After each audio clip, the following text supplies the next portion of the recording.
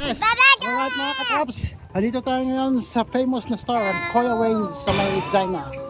Alright, let's go. Pasukin natin to si Kuya Wayne. Stay tuned and rock and roll.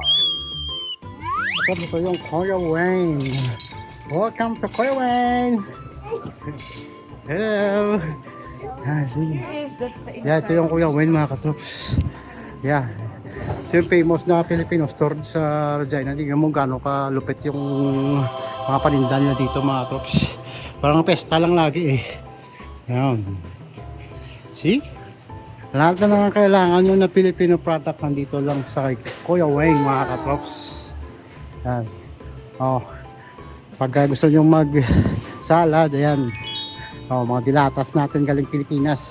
Yun. So, meron na din silang mga paninda dito na ano, parang nasa Pilipinas na talaga. Banana Q, ayun, bibingka. Alright. Pwede ka rin tumambay dito habang kumakain kayo mga katrops. Yan, see?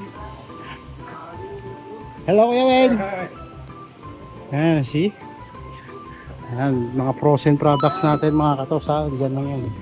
Oh, wait, yeah, pero yeah. That's the one your favorite, right, Time? Yan, see? Dito lang sa kay Kuya Wayne, mga katrops. Kung gusto yung padala ng pera, pwede rin dyan, mga katrops. So, yan. See? Ayos. Yan, parang nasa Pilipinas ka lang talaga, mga katrops. So, mga daing, mga isda. Yan, mga sugpo. Yan, the shrimp time, your favorite. No, Paskong Pasko talaga dito, Kuya Wayne, oh. Yun. Yan mga katrops, kung nag-craving kayo ng mga Filipino food o Filipino product, bisitahin yung Kuya Wayne store. Dito lang po sa may Albert Street.